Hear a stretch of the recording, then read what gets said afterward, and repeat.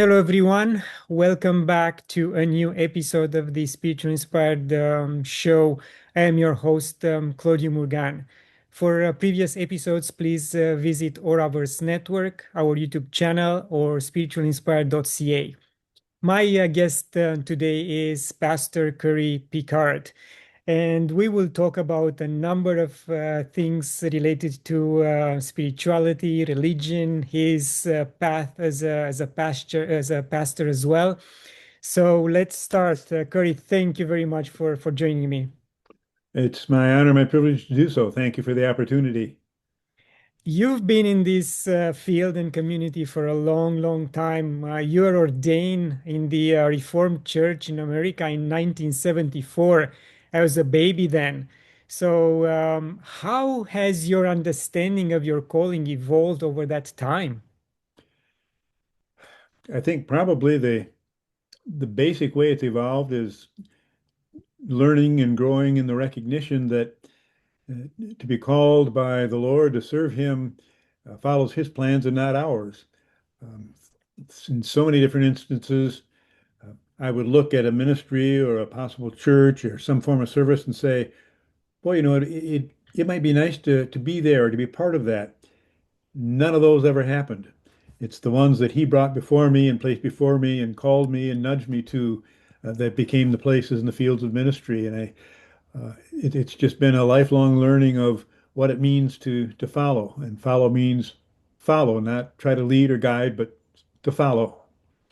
Yes, I mean, we all try to learn and follow our faith in this lifetime. Some will, go on a exit and come back later on after so many, happenings and learnings. But I think it's good for all of us to come back on the path at one point in our life and, go through the learning and be able to help others as well. Yeah, exactly. And my whole calling into ministry was really my first lesson in that as I began to realize later. I'm born and raised in a Christian home, kind of like a Timothy, but just born and raised in the Christian home, accepted the faith, never really rebelled against it. But in my senior year of high school, faced some major disappointments of goals I had hoped to accomplish that didn't happen and left for college. It was a Christian college my freshman year and said, had to declare a major in those days. And I said, well, it might as well be music. That's kind of what I did as extracurricular activities. And after just a couple of months, realized, eh, I like music, but I don't love music, and I don't really want to make a career out of this, but had no idea what that meant. And one morning, my freshman year, I woke up and found myself sitting at my desk writing a letter to my parents saying, God's called me into ministry. And there was no flashes of lightning or anything. It was just sort of his way of saying, now that I finally have you where I want you, maybe you'll listen and follow. And that's whenever things have been tough, when ministry's been difficult, I've looked back in that moment and realized uh, he's in charge and it's wise to follow him.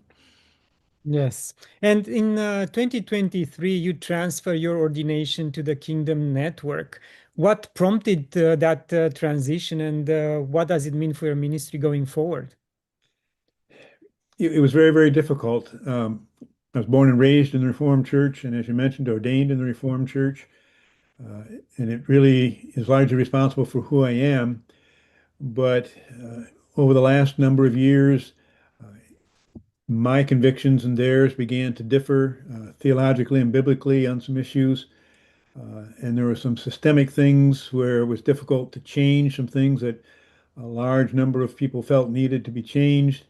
And I just felt to be true to my own conscience, I needed to find some frame of ministry which was more compatible with my theology and biblical upbringing that I had so richly obtained. And so at that point in time, I decided to transfer uh, to the Kingdom Network, which is an organization of largely Reformed churches.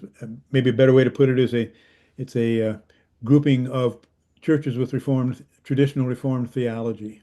And I've been very, very comfortable with that. And um, I miss certainly many of the roots from the Reformed Church, but I also believe for me and for the congregation that I'm a part of, it was the right decision. Yes, and you know it happened in my life and in the lives of those which I interviewed over the last 6 years, that the moment they grew to a different understanding of the teachings and Jesus's teachings and what he was preaching, they were pretty much expelled out of that um, particular church.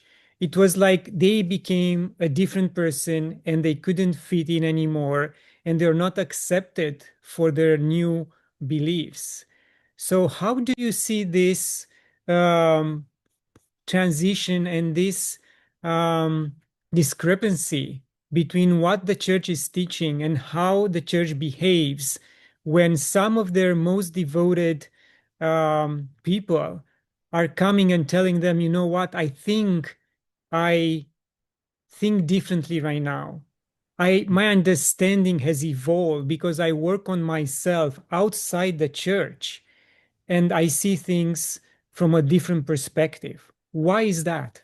It's that's very complex and it's very difficult. Uh, and I think um, it's I don't want to say it is, but it reminds me of, kind of the wheat and the tares in the sense that God works through people, even as uh, I think Satan tends to try to get his mind inside of the church. And as people drift from basic core beliefs that have formed who they are, for example, within the Reformed Church, there is a whole core of beliefs, and their theological studies have affirmed certain stances all along the way. But then they say, but we'll leave it up to each congregation. Well, if that's your stance, how can you say that you won't enforce that? I can disagree and still be a part. And we live in a day and age when getting along seems to be the mantra. And so it's, I think, very easy and convenient for churches to say, well, this is our belief, but if you want to be part of us, it's okay. We're not going to force that on you. And as I read the scriptures, Jesus is pretty clear. The scripture is pretty clear. This is the way, walk in it. And if I believe scripture says this, I need to be able to be true to myself and to those I minister to. And so it becomes very difficult. And of course, the world and the skeptics and the enemy himself would have no problem with the church splitting. And that's what happens. And unfortunately, those of us who leave, I think, in good conscience, become the ones who are accused of splitting the church when the reality is that may not be the case.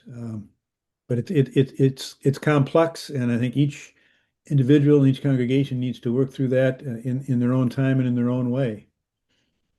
Yes, it's difficult. And as you said, I think Christianity is the only, or the Orthodox or the Catholic Church, in fact, is the only one who allows so many denominations like Jesus, or the teachings are have multiplied, or they mean something else for other people and for different people, and they can interpret it any way they want.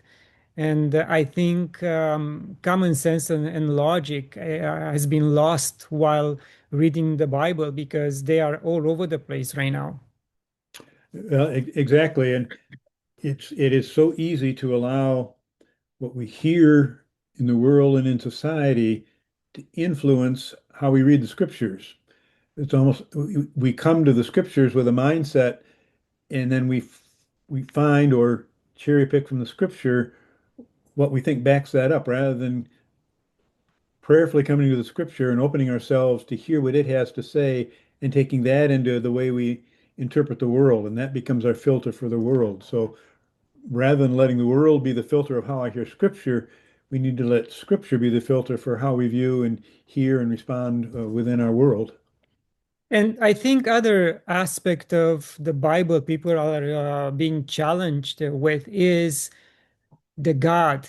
Is the God from the Bible the creator of the world and the real God, the divine source? And in my opinion, it is not. Again, you or anyone else don't have to be in agreement with me.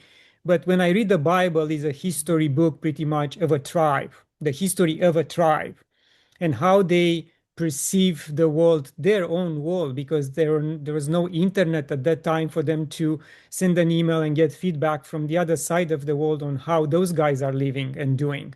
So to me, looking at all the archaeological discoveries and scientific discoveries, I think there are two different entities people are being conflicted by, the one from the Bible and the real creator, which has very little to do with the Bible itself.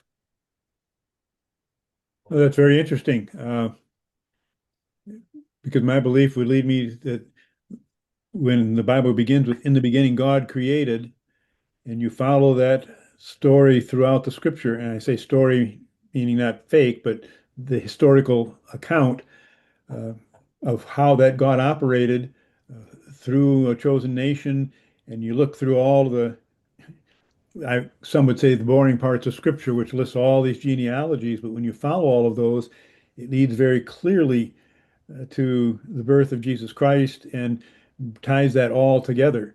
And in fact, the scriptures even say that it was through Jesus that the world was created, so that he was part of that creation. So in from my viewpoint, as I read the scripture, it is all one continuous story covering history, but also from a lot of different perspectives. And the common threads from beginning to end are amazing. When you look at when Genesis was written and you look at when the New Testament letters were written, uh, centuries apart, and yet the way they're tied together through what they say, the prophecies of the Old Testament and how they're fulfilled in the New Testament, there is just a connection there that um, could only have come from God Himself and through the Spirit who inspired people to record it along the way. There's a unity there that could not have been invented by humans.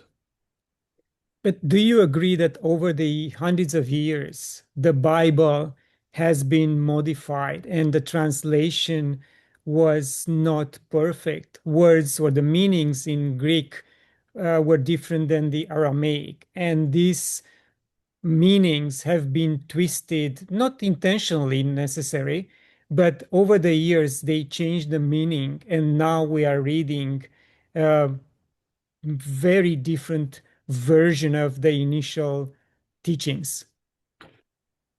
I certainly think there are some translations which have done that.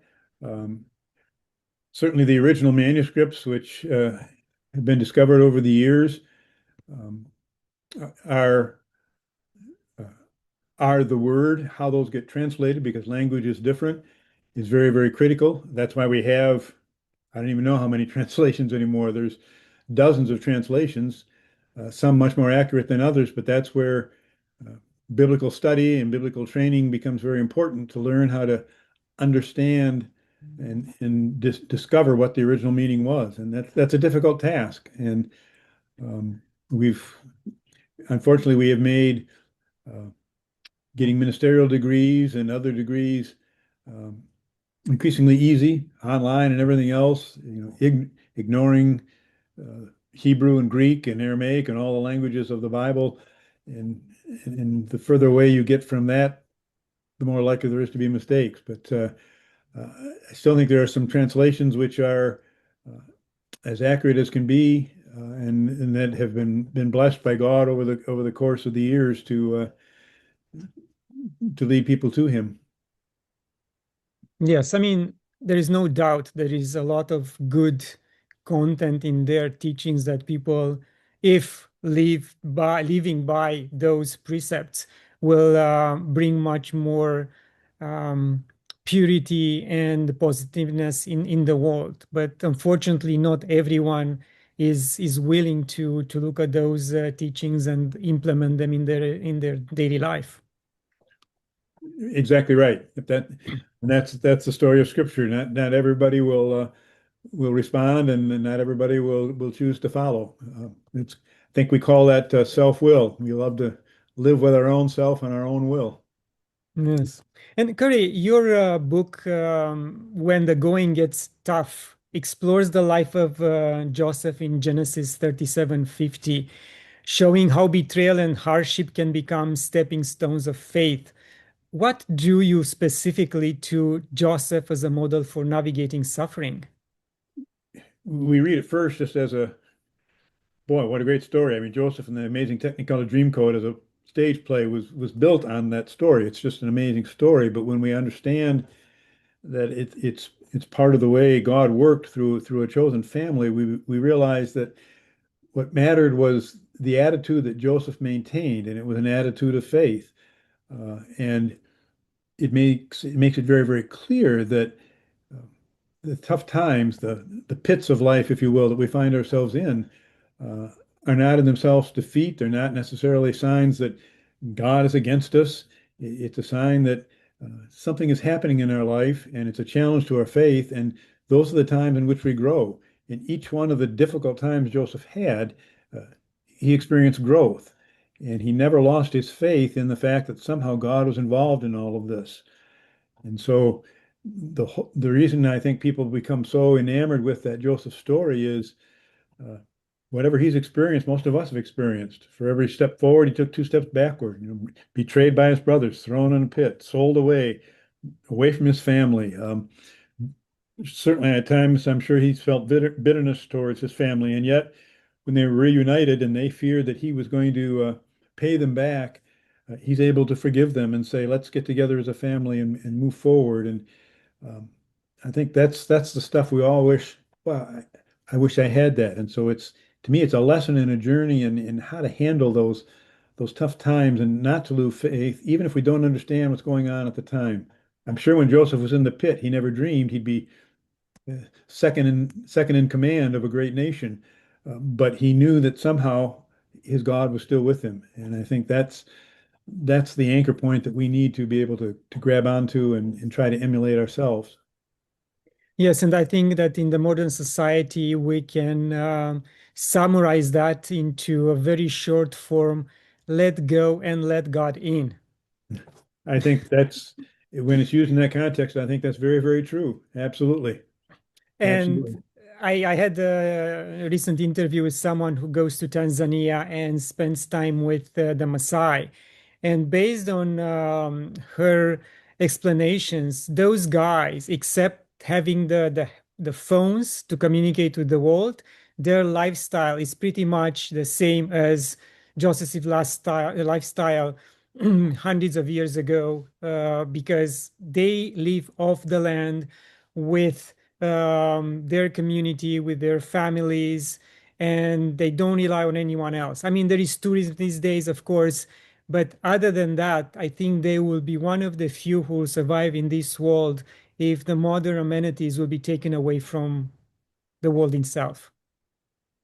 I think that's very true. And I've become in the last number of years become very interested in supporting and being in touch with persecuted Christians around the world. And that's true for so many of them. So easy for us here in America with all of our conveniences to kind of not realize what's most important in life and the things that we can do without.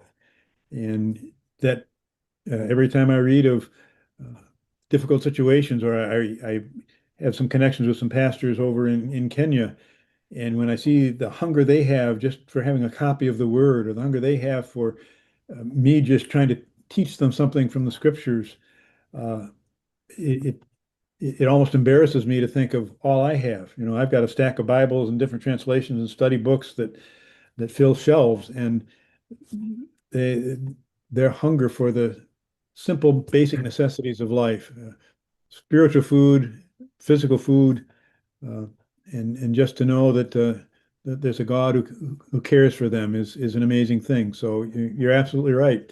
Things get in the way uh, of what is really essential and important.